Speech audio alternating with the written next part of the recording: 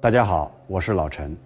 今天我们来深夜深度解读范蠡与既然之学给精神内耗者的千年解药。深夜的城市渐渐安静，路灯把街道拉成一条模糊的光带。你结束一天的忙碌，瘫坐在沙发上，手机里还弹着未读的工作消息，脑海里反复盘旋着未完成的任务，他人的评价，生活的压力。你起身走到窗边，看着远处高楼里零星亮起的灯光，每一盏灯背后都藏着一个和你一样在深夜里感到疲惫、迷茫、精神内耗的灵魂。你有没有想过，我们这一生到底在追逐什么？我们拼尽全力变得优秀，变得强大，变得无可替代。可为什么越是优秀，越是感到束缚，越是强大，越是感到孤独，越是无可替代，越是感到身不由己？就像你偶然走进博物馆，在玻璃展柜里看到那把越王勾践剑，剑身依旧泛着冷冽的光，锈迹掩盖不住他曾经的锋利，标签上写着他曾辅佐君王，平定乱世，立下不世功勋。可这样一把绝世好剑在天下太平，工业成就之后，没有继续驰骋沙场，没有被君王随身携带，反而被锁进深深的宫匣，不见天日，无人问津。他的锋利成了太平盛世里的隐患，他的功绩成了君王心中的忌惮，他的存在成了多余的摆设。他太耀眼，太强大，太知道太多秘密，所以他必须被隐藏，被封存，被遗忘。你仔细想一想，这把剑的命运何尝不是我们大多数人的人生写照？我们拼命打磨自己的能力，把自己变成职场上最锋利的剑，用无数个日夜的努力换来稳定的工作、不错的职位、他人的认可。我们以为这就是成功，是我们想要的生活。可慢慢你会发现，你引以为傲的技能把你死死定在固定的岗位上。你想转行，想尝试新的可能，却被专业擅长牢牢困住。你费尽心思维护的完美人设，让你不敢犯错，不敢脆弱，不敢说我不行，我不想。你只能一直端着、撑着、忍着。你用青春和汗水换来的成功，成了一个华丽的牢笼。你住在里面，享受着外界的赞美，却失去了随心所欲的自由。你活得越来越像这把越王勾践剑，锋利、精致、无懈可击，却没有了生锈的权利，没有了休息的权利，没有了做自己的权利。你觉得累，不是因为你不够努力，不是因为你不够优秀，恰恰相反，是因为你太好了。好到只剩下优秀这个标签，却弄丢了最真实的自己。我们从小被教育要努力，要争取，要赢，要不断向上攀爬，要成为人群中的佼佼者。我们被灌输永不言弃、坚持到底、功成名就的人生信条。我们以为人生的意义就是不断得到、不断拥有、不断登顶。可很少有人告诉我们，赢了之后该如何自处，成功之后该如何生活，站在顶峰之后该如何下山。我们在追逐胜利的路上拼尽全力，却在抵达终点时陷入更深的迷茫和内耗。我们不知道该如何面对繁华，如何面对荣耀，如何面对人性的复杂，如何面对自己内心的疲惫。而在2000多年前，有一个人早已看透了这一切，他用自己的一生给我们写下了最完美的答案。他没有在功成名就时接受封赏，享受荣华，没有在人生顶峰时驻足停留，贪恋权势，反而在所有人都狂欢，都觉得他该享受胜利果实的时候，悄无声息地离开，放弃了唾手可得的地位。财富荣耀，转身走向江湖，归于平淡。这个人就是范蠡。历史上对范蠡的评价大多是急流勇退，功成身，退伤胜谋士。人们羡慕他的智慧，赞叹他的选择，把他的离开当成一场潇洒的谢幕，一次云淡风轻的归隐。可我想告诉你，这从来不是云淡风轻，这是一场清醒的逃离，是一场对自我的救赎，是一个人在看透人性真相、看透人生本质之后，做出的最勇敢、最通透的选择。你想一想，一个人要拥有多么极致的清醒，才能在人生最得意、最辉煌、最万众瞩目的那一刻，清晰地认出眼前的盛宴不是终点，而是杀局的开端；眼前的荣耀不是福祉，而是束缚的枷锁；眼前的繁华不是归宿，而是危险的深渊。他没有被胜利冲昏头脑，没有被赞美蒙蔽双眼，没有被权势绑架内心。他在最该骄傲的时候保持谦卑，在最该停留的时候选择离开，在最该拥有的时候选择放下。这份清醒，这份果敢，这份通透，穿越2000多年的时光，依旧能击中每一个在现代社会里精神内耗、中年迷茫的人。范蠡的一生始终和一个词紧密相连，那就是既然之学。既然是范蠡的老师，他没有留下轰轰烈烈的生平事迹，像一个隐于历史深处的智者，却把一套洞察天地、人性、人生循环的智慧全部传授给了范蠡。这套学问从来不是简单的经商之道、权谋之术，而是一套写给普通人的生存哲学，一套治愈精神内耗的心理解药，一套应对人生起伏的认知法则。他不教你如何热血沸腾，不教你如何拼命内卷，不教你如何迎合他人，只教你如何看清自己，如何看清世界，如何在起起落落的人生里守住内心的平静，活出真正的自由。接下来，我们就沿着范蠡的人生轨迹，走进既然之学的智慧深处，看看这套2000年前的学问如何偷偷拯救无数精神内耗的现代人。范蠡的人生起点不是风光无限的谋士，而是深陷谷底的陪伴者。春秋时期，吴越争霸，越王勾践不听范蠡劝谏，执意出兵，最终兵败会稽，输得一败涂地。曾经的一国之君，从云端跌入泥沼，失去了江山，失去了尊严，失去了自由，被迫带着妻儿和范蠡前往吴国，成为吴王夫差的奴隶。这是人生最彻底的低谷，是从王者到奴仆的极致落差，是从荣耀到屈辱的残酷转变。在吴国的日子里，勾践睡在冰冷的石头上，每天舔舐苦涩的猪胆，用极致的痛苦提醒自己不忘亡国之耻。而范蠡始终陪在勾践身边，不离不弃，生死相随。他没有因为君王落败而离开，没有因为身处绝境而放弃，没有因为前途未卜而绝望。他陪着勾践忍受敌人的羞辱，陪着勾践在绝望中寻找希望，陪着勾践在废墟里种下重生的种子。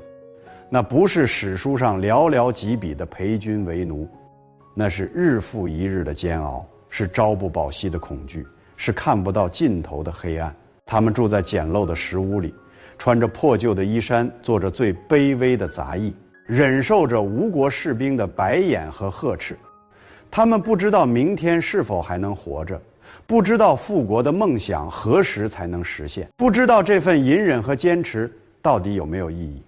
人在低谷的时候，最容易看清世界，也最容易看清自己。当你站在高处的时候，身边全是笑脸，全是掌声，全是恭维，全是热闹。你被鲜花和赞美包围，分不清真心和假意，看不清真实和虚幻。你以为身边的人都是挚友，以为所有的关系都坚不可摧，以为自己拥有的一切都牢不可破。可当你摔下来，从顶峰跌入谷底，那些曾经围绕在你身边的人会瞬间散去，那些看似坚固的关系会瞬间崩塌，那些虚假的热闹会瞬间消失。这个过程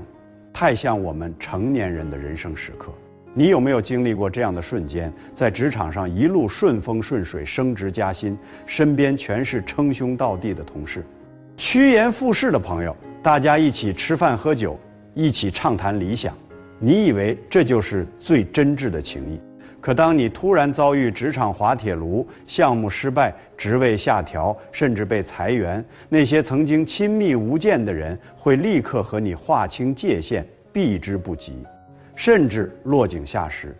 你有没有在生活里遭遇变故、失业、生病、家庭变故？曾经和睦的亲情、甜蜜的爱情、深厚的友情，在现实的打击面前变得薄如蝉翼，一戳就破。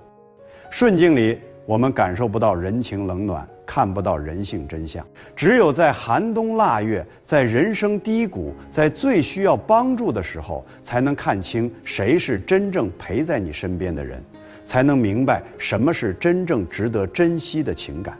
范蠡在这段低谷岁月里，没有抱怨，没有绝望，没有沉沦。他一边陪着勾践隐忍求生，一边默默研习既然之学，把天地循环的规律、人性善恶的本质、人生起伏的逻辑深深刻在心里。他知道低谷不是永恒，黑暗终会过去，冬天的尽头一定是春天。他心里始终有一张清晰的地图，这张地图不是通往权力的顶峰，不是通往财富的殿堂，而是通往内心的自由，通往人生的从容。他在低谷里沉淀，在黑暗中坚守，在绝望里等待，终于等来了转机，勾践被放回越国。范蠡辅佐他休养生息，整顿内政，训练军队，一步一个脚印，慢慢积蓄力量。这一路依旧充满艰难险阻，依旧充满未知挑战。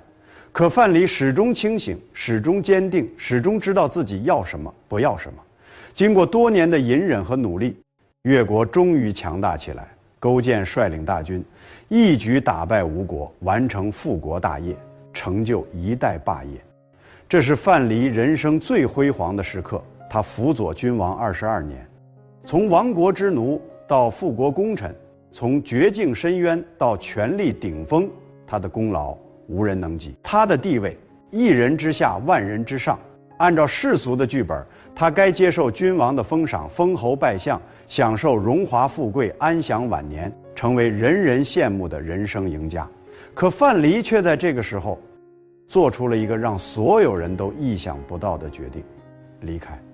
他拒绝了勾践的挽留，放弃了所有的功名利禄，放弃了至高无上的权力，放弃了众人敬仰的地位，悄无声息地离开了越国，泛舟五湖，不知所踪。他为什么要走？因为他看透了人性，看透了功名利禄背后的危险，看透了繁华荣耀背后的虚无。既然之学教给他的，从来不是如何追逐成功，而是如何远离危险；从来不是如何拥有更多，而是如何适时放下；从来不是如何站在顶峰，而是如何安全下山。而既然之学里的核心智慧，每一句都戳中现代人的精神内耗，每一句都给我们的人生指明方向。既然之学的第一核心，贵上急则反贱，贱下急则反贵。这句话表面上是在说商品价格的规律，一样东西的价格上涨到极点必然会下跌，下跌到谷底必然会反弹，这是最朴素的经济规律。范蠡用他经商3聚3散家财，成为富可敌国的陶朱公。可如果我们只把它当成经商的技巧，那就太小看这套千年智慧了。这句话的本质是在讲天道循环，是在讲人生的起伏，是在讲情绪的轮回，是在讲一切事物的发展规律。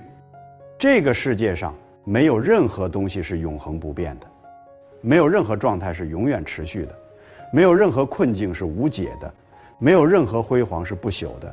你的情绪有高潮就有低谷，你的人生有顺境就有逆境，你的事业有上升就有下降，你的生活有甜蜜就有苦涩。你现在所经历的一切，无论是极致的痛苦，还是无尽的焦虑，无论是看不到尽头的迷茫，还是无法摆脱的内耗，都在这个循环里。你有没有过这样的感受？突然陷入情绪的低潮，做什么都提不起兴趣，吃什么都没有味道，每天醒来，只觉得心里沉甸甸的，像被一块大石头压着，喘不过气。你不想说话，不想社交，不想面对现实，只想把自己关在房间里，躲在黑暗中。你觉得自己被困在一条漆黑的隧道里，看不到光，看不到尽头。你不知道这样的日子还要持续多久，你甚至觉得自己永远走不出去了。这个时候，你要记得见下急则反贵，这不是空洞的鸡汤，这是客观存在的规律。就像一年四季，冬天再漫长，再寒冷，土壤深处的生命力依旧在默默酝酿，等待春天的到来。你的情绪低谷，就像人生的冬天，它不是对你的惩罚，而是对你的沉淀。你不必对抗，不必焦虑，不必强迫自己立刻好起来，你只需要允许自己低落，允许自己休息，允许自己慢慢等待。低谷不会永远是低谷，黑暗不会永远是黑暗。当情绪跌到谷底，自然会慢慢反弹，就像春天一定会到来，阳光一定会照亮隧道。同样，你在事业上、生活中遇到的瓶颈，那些让你焦虑无比的卡关时刻，那些上不上下不下的尴尬处境，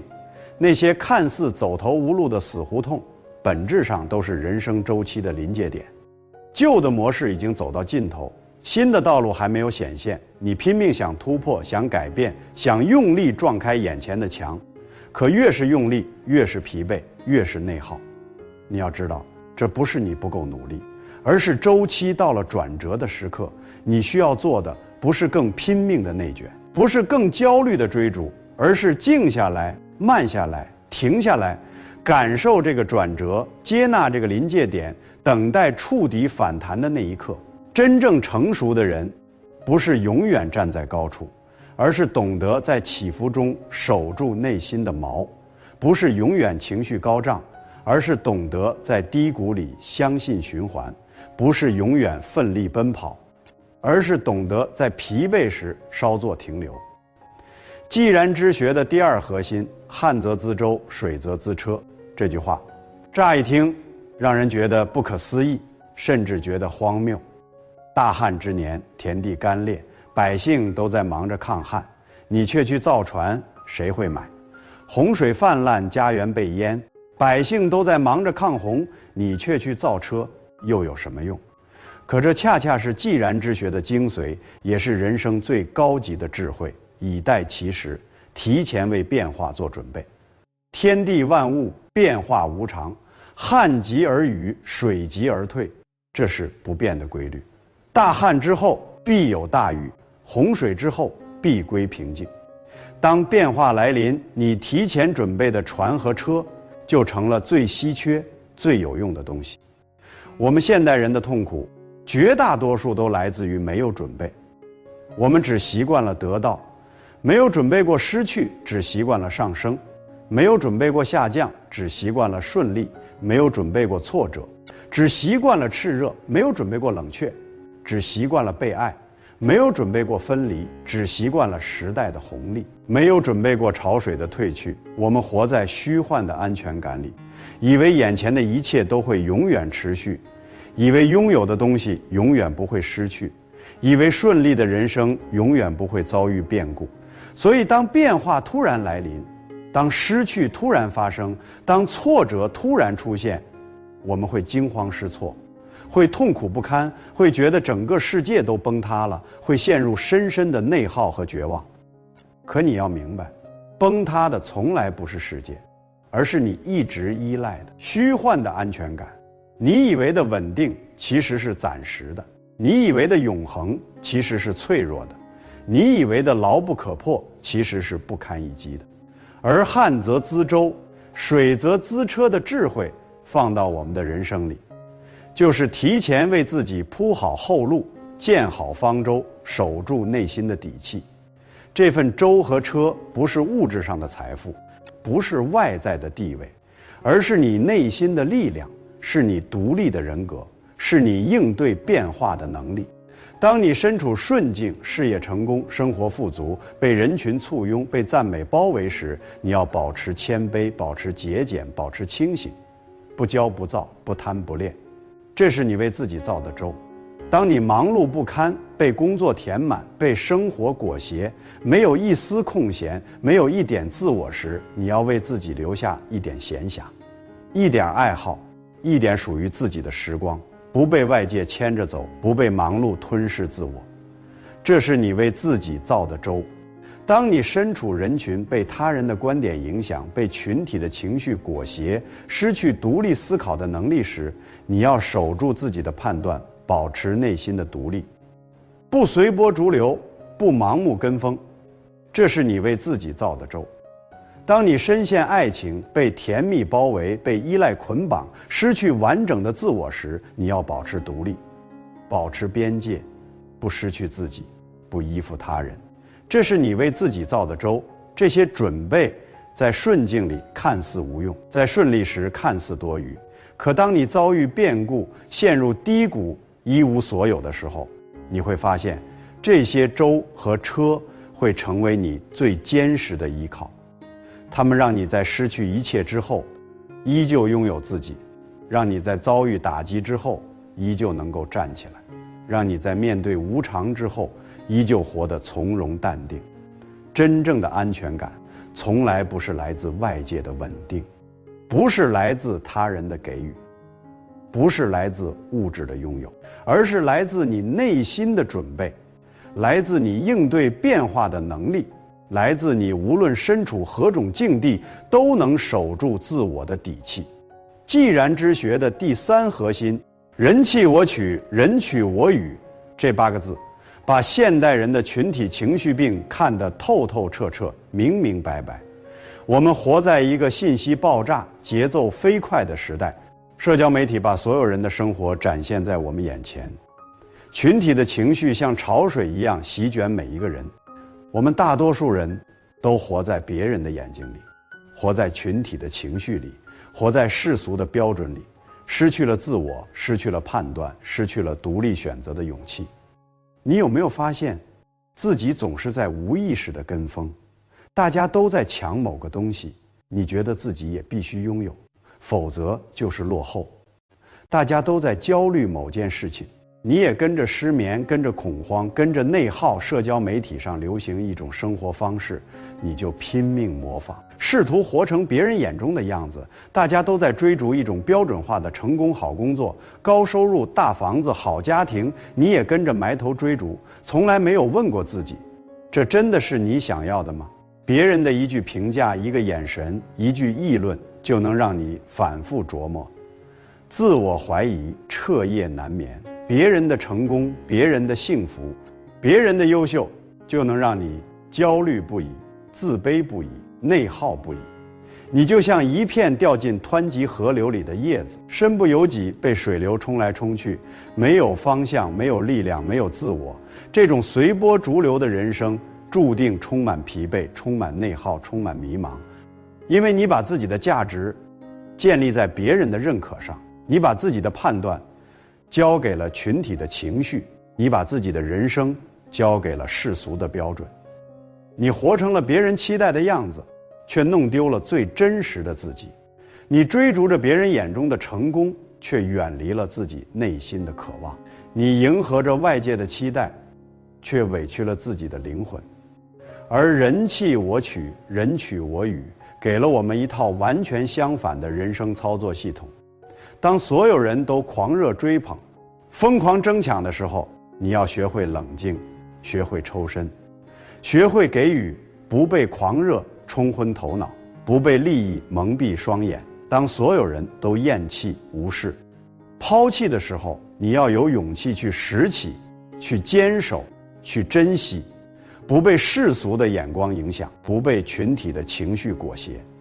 这不是投资的技巧，不是经商的手段，这是人生的选择，是自我的坚守，是对抗内耗的终极方法。当所有人都在追逐标准化的成功，都在拼命内卷，都在为了名利奔波的时候，你能不能静下心来，问问自己的内心，我真正想要的生活是什么？我真正热爱的事情是什么？我真正想成为的人是什么？当整个环境都在鼓吹牺牲式的奉献，鼓吹无底线的妥协，鼓吹失去自我的付出时，你能不能清醒地守住自己的边界，保护自己的感受，不委屈自己，不消耗自己？当所有人都在追求更快、更多、更高、更强，都在拼命向前冲，都在不停追逐的时候，你敢不敢慢下来，停下来，去检视那些被大家丢弃的东西？安静、真实、自由、平淡、自我、初心。当你开始和群体情绪保持距离，当你开始不再迎合他人，当你开始听从自己的内心，当你开始坚守自己的选择，你就会发现内耗慢慢消失了，焦虑慢慢缓解了，迷茫慢慢散去了。你不再被外界牵着走，不再被他人影响，不再为了别人而活，你开始真正拥有自己的人生，真正活出自己的样子。这份清醒，这份独立，这份勇气，就是治愈精神内耗最好的良药。既然之学的第4核心，财必欲其行如流水，这句话表面上是说财富要像流水一样流动起来，不能停滞，不能囤积。钱财货物只有不断流动，才能产生价值。一旦堵住，就会变成一潭死水，发臭枯竭，毫无用处。可我们今天不谈财富，不谈金钱，我们谈一谈我们生命中所有像水一样需要流动的东西，情绪、关系、执念、能量、生命的本质是流动。一切堵住的东西都会带来痛苦，带来内耗，带来伤害。你堵住自己的情绪，明明受了委屈，却强颜欢笑，说我没事；明明感到愤怒，却拼命压抑，说算了；明明觉得难过，却故作坚强，说我很好。你以为把情绪藏起来、压下去就会消失，可你不知道，那些没有被表达、没有被释放、没有被看见的情绪，从来不会凭空消失，它们会钻进你的身体里，藏在你的潜意识里，变成深夜里的失眠，变成莫名的胸闷，变成身体的病痛，变成对一切事物的倦怠和无力。它们堵在你的胸口，堵在你的心里，变成一块沉重的石头，压得你喘不过气，让你越来越内耗，越来越疲惫。你堵住一段关系，两个人之间出现了裂痕，产生了误解。你不去沟通，不去修补，不去解释，任由矛盾积累，任由误会加深，任由关系搁浅腐烂。你以为时间会冲淡一切，会解决所有问题，可时间从来不会治愈未被解决的伤痛，只会让那些没说出口的话、没解开的结、没释怀的怨，变成一根根拔不出来的刺，扎在心里，时不时刺痛你，让你在深夜里反复回忆，反复痛苦，反复内耗。你堵住自己的执念，你死死抓住一个已经不爱你的人，不肯放手。明明知道这段关系已经消耗殆尽，却依旧不甘心，依旧沉浸在过去的回忆里，用曾经的美好惩罚现在的自己。你死死抓住一份已经被时代淘汰、已经不适合自己的工作，不肯改变。明明知道这条路已经走不通，却依旧坚持，用固执的坚守，消耗自己的人生。你死死抓住一个已经被证实错误的决定，一段已经过去的失败，一次已经无法挽回的遗憾，不肯放下。明明知道一切都无法重来，却依旧反复纠结，反复后悔，反复自我攻击。这份执念就像一个紧紧的塞子，堵住了你生命能量流动的出口，让你的世界停滞不前，让你的内心充满内耗，让你的人生失去活力。你以为你在坚持，其实你在自我折磨；你以为你在坚守，其实你在画地为牢；你以为你在珍惜，其实你在浪费生命。真正成熟的人懂得让一切流动起来，难过的时候允许自己大哭一场，不强迫自己坚强；愤怒的时候用不伤害他人的方式表达出来，不压抑自己的情绪，被冒犯的时候平静地说出自己的感受，不委屈自己的内心。关系出现问题的时候主动沟通，及时修补，不留下遗憾。对于逝去的人、过去的事、错误的决定，学会放下，学会释怀，学会告别。你要允许情绪流淌，允许关系自然来去，允许执念随风飘散，允许一切发生，允许一切流经你。当你不再对抗，不再评判，不再堵住，你会发现，那些你以为会毁掉你的情绪，就像天上的云来了，又走了；那些你以为无法释怀的伤痛，就像地上的水流了就干了；那些你以为死死抓住的执念，就像手中的沙，松开就散了。你的心是一片无限宽广的天空，不是一朵短暂的乌云。你的人生是一条奔流不息的河流，不是一潭停滞的死水。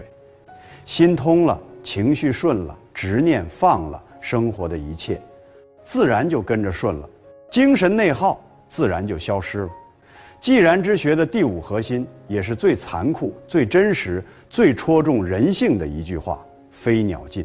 良弓藏，狡兔死，走狗烹。这句话撕开了人性最幽暗、最真实的一面，没有美化，没有掩饰，只有赤裸裸的真相。天上的飞鸟被射尽了，再精良的弓箭也会被收起来；尘封落灰，狡猾的兔子被捕捉完了，再勇猛的猎狗也会被主人捕食。这不是诅咒，不是巧合，这是几千年来反复上演的人性剧本，是无论时代如何变迁都不会改变的人性真相。范蠡辅佐勾践22年，从亡国的谷底到复国的顶峰，他付出了所有的智慧、心血、时间。他是越国复国的第一功臣，是勾践最信任的谋士，是功盖天下的英雄。按照常理，他理应享受无上的荣耀，拥有无尽的财富，占据最高的地位。可范蠡比谁都清楚，勾践这个人可以共患难，却不能同富贵；可以一起在低谷里挣扎，却不能一起在顶峰上共享。在绝境中，在苦难里，在外部威胁巨大的时候，人们会紧紧抱团，相互依靠，相互取暖，相互扶持，目标一致，心意相通。那个时候，没有利益纷争，没有权力争夺，没有嫉妒猜疑，只有活下去的信念，只有共同的目标。所以患难中的情谊最真、最铁、最纯粹。可当苦难过去，威胁消失，成功到来，繁华降临，蛋糕摆在面前，一切就都变了。曾经的战友变成了潜在的对手，曾经的信任变成了无端的猜疑，曾经的付出变成了计较的筹码，曾经的情谊变成了利益的牺牲品。人性里那些被苦难压抑的欲望、嫉妒、贪婪、自私、不平衡，会在繁华和荣耀面前全部暴露出来。你知道它太多不堪的过去，你拥有太高的功劳，你占据太重的地位，你的存在就是对权威的挑战，就是对利益的威胁，就是对权力的忌惮。所以功高震主从来不是一句空话，而是人性的必然。兔死狗烹从来不是个别现象，而是权力的规则。这个真相放在我们现代的人生里同样适用。你有没有这样的经历？和合伙人一起创业，在最艰难的初创期吃泡面、睡办公室，没日没夜的打拼，彼此信任，彼此扶持，畅想着未来的美好。那个时候你们是最好的兄弟，最铁的伙伴，没有隔阂，没有猜忌。可当公司终于站稳脚跟，开始盈利，开始壮大，开始走向成功的时候，你们之间的气氛悄然变了。谁的功劳大，谁的权力多，谁该拿更多的利益。矛盾越来越多，猜忌越来越重，曾经的亲密无间变成了如今的貌合神离，甚至反目成仇。你有没有这样的感受？在你人生低谷、最落魄、最无助、最需要帮助的时候，有朋友给你雪中送炭，给你温暖，给你支持，你觉得这份友情无比珍贵。可当你终于走出低谷，春风得意，事业成功，生活顺遂的时候，你会发现他们的眼神里除了祝福，还有一丝不易察觉的复杂，有嫉妒，有疏离，有不平衡。曾经的无话不谈变成了如今的客气疏远，曾经的真心相待变成了如今的小心翼翼。人性就是这样，复杂幽暗经不起考验，也最好不要去考验。范蠡看透了这一切，他没有丝毫留恋，没有丝毫犹豫，在所有人都沉浸在成功的喜悦里，在所有人都觉得他该享受荣华的时候，他选择了离开。他不是害怕，不是懦弱，不是逃避，而是清醒，是通透，是懂得及时止损，是懂得保护自己，是懂得守住内心的自由。而既然之学的终极智慧，也是人生最高级的境界。功成身退，天之道，这6个字，顺应天地，顺应自然，顺应人性，顺应人生的本质。天地万物都有循环，春生夏长，秋收冬藏，有开始就有结束，有生长就有凋零，有高潮就有落幕，有登顶就有下山。一件事情你努力了，付出了，完成了，就该让它过去，不必紧抓不放。一段关系你用心了，珍惜了，尽兴了，就该让它自然淡去，不必苦苦纠缠。一个人生阶段你经历了，成长了，结束了，就该鞠躬下台，不必强行停留。就像树上的果子成熟了，自然会掉落，这不是失败，不是遗憾，这是成熟，是顺应天道。可我们现代人最大的问题就是永远不肯停，永远不肯放，永远不肯退。我们紧紧抓住曾经的辉煌，用余生反复回味，反复试图重现，活在过去的荣耀里，不肯面对当下的生活。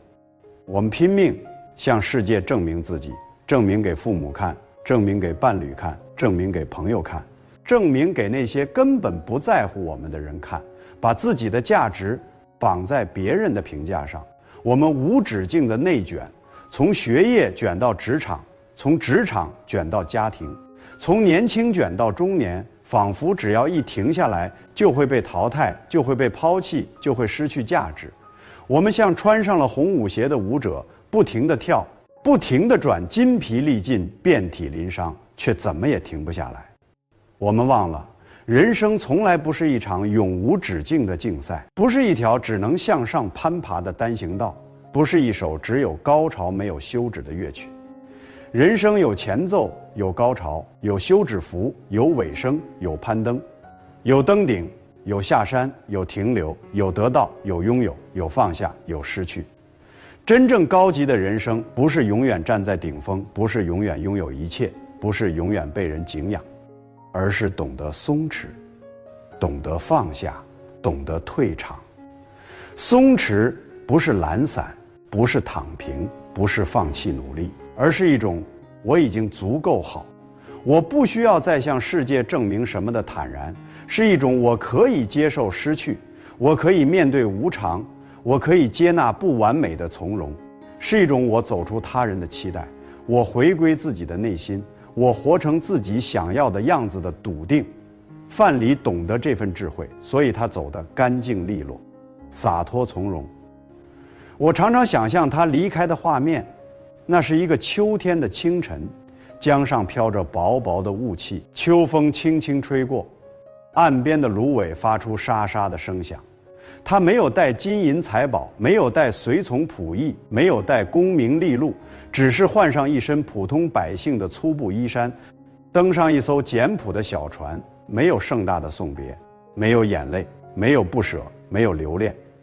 岸上或许只有几个老仆人，还有那个没有听从他劝告，最终落得悲惨结局的文种，留下一个复杂的眼神。船工轻轻解开绳索，竹竿在岸边一点，小船悠悠地荡入江心。雾气越来越浓，渐渐模糊了岸上的宫阙楼台，模糊了曾经的鼓角争鸣，模糊了那些忠诚与背叛，信任与猜忌，功劳与罪过。所有的繁华，所有的荣耀，所有的纷争，所有的纠葛，全部隐没在一片白茫茫的江水之中。世界突然安静下来，只剩下船桨划破水面的声音，一下又一下，节奏平稳，从容安宁。他静静地坐在船上，告别了权力的漩涡，告别了世俗的纷争，告别了他人的期待，告别了那个越王谋臣的身份，告别了所有的标签和束缚。